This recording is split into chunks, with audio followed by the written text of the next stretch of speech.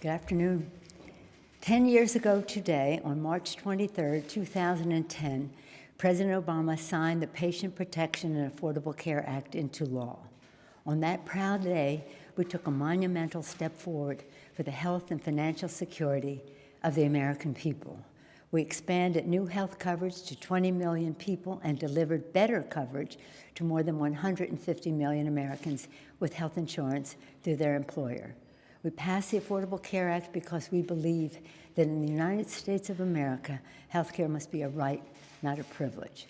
The late Senator Ted Kennedy made that belief the fight of his life.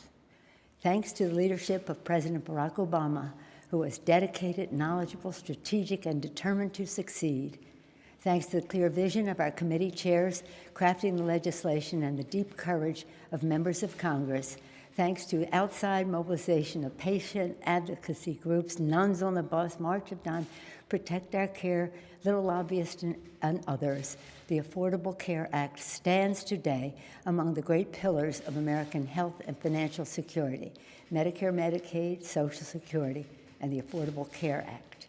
Now we find ourselves in the depths of one of the most serious health and economic emergencies our nation has ever faced.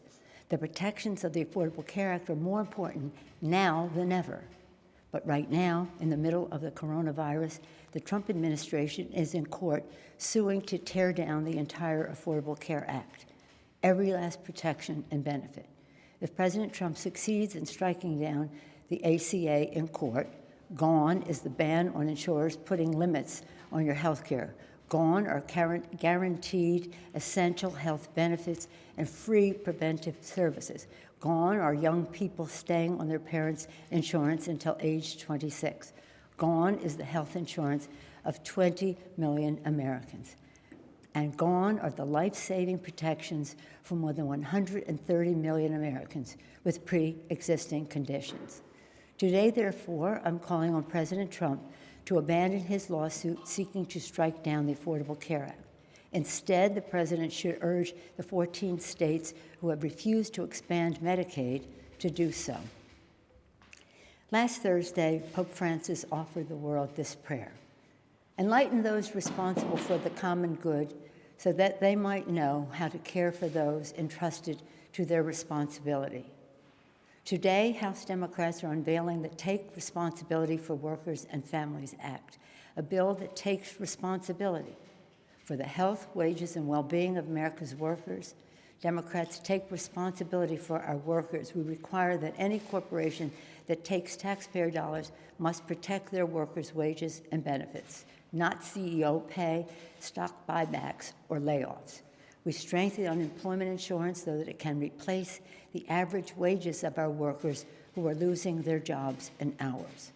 For our small businesses, we provide fast relief with grants and loans to tide them through this crisis. For our doctors, nurses, healthcare workers, and first responders in hospitals and other health institutions, we provide desperately needed funds to care for those who are sick and to ensure that our providers have personal protective equipment, PPE, that they need. We protect our healthcare workers by requiring the administration to enforce our stronger OSHA protections. For our families, we give direct payments to America's families in a robust way and strengthen the child tax credits and the earned income tax credit. We give more workers the security of guaranteed paid family and medical leave, including those caring for our seniors. And we make the coronavirus treatment free for the patient. For our students, we provide emergency funds for our schools and universities. We help current borrowers with their student debt burden and the GI Bill benefits.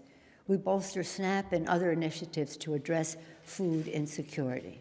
For our democracy, we ensure that states can carry out this year's election and require early voting and vote by mail. I'm grateful to our committee chairs and the members for their extraordinary leadership and work for America's workers and families. The Senate Republican bill put corporations first, but because of the insistence of Leader Chuck Schumer and Senate Democrats, progress has been made. We urge the Senate to move closer to the values in the Take Responsibility for Workers and Families Act. We must be bold and forward-looking in our thinking. We must be swift and evidence-based in our actions, and we must be prayerful. God bless the families of those who've lost loved ones and those fighting this terrible illness now. God bless our nurses, doctors, first responders, and men and women in uniform. God bless the men and women in our factories making medical supplies, cars, all of it, and those keeping our grocery shelves stocked with food. God bless the scientists racing to find a cure. God bless all of you, and may God always bless America. Thank you. Thank you. Okay. Got the essence of our bill. You intend to bring the House back to vote on the bill that you're going to introduce this afternoon? We'll see what we're going to do. That is our hope, yes. But we'll see what the Senate does, too. We're still working. So there's still an opportunity. Do you see it in the House if you get a Senate deal? Well, there's too many theoreticals here. Thank you. You know what the American people are thinking right now? They're thinking that the brain is an amazing organ. It starts working in a mother's womb, and it doesn't stop working until you get elected to Congress. You know what the American people are thinking right now, Mr. President? They're thinking that this country was founded by geniuses, but it's being run by a bunch of idiots. You know what the American people are thinking right now, Mr. President? They're thinking, why do the members of the United States Senate continue to double down on stupid? Now, this is not a Republican bill, Mr. Chairman. This is a bipartisan bill. We have spent hours and hours and hours negotiating these provisions with our Democratic friends. This is not a slush fund. This is a bill to help people and businesses in America. This bill is going to increase unemployment insurance.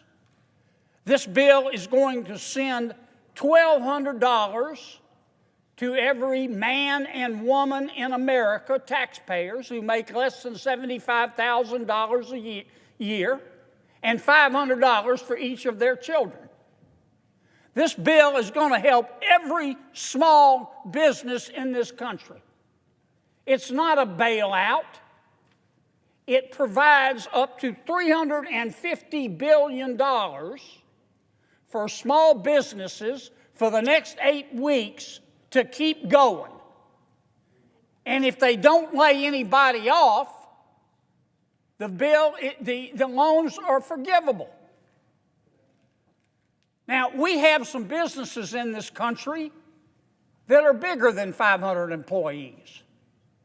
This bill has a provision to help them too, as well. In America I was raised in growing your business and becoming as large as possible was something we aspired to.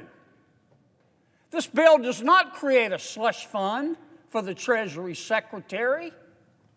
It provides $75 billion to help some of our industries hardest hit in a collateralized loan, not a bailout, and then provides another $425 billion to the Federal Reserve under Section 13.3 of the Federal Reserve Act, which the Federal Reserve will make available to all businesses, including those that don't qualify as a small business. And it's not a gift. We can negotiate warrants. We can negotiate stock options. We can take a piece of their company in stock. Mr. President, I don't understand it. I get politics. I've been around it my whole life. But there comes a time when we have to stop thinking about the next election and start thinking about the next generation. What are we going to leave to our children if we allow this economy to crash? And it is happening as we speak. I mean no ill will toward my Democratic friends. I like and respect every one of them. But let's pass this bill. I suggest the absence of a quorum.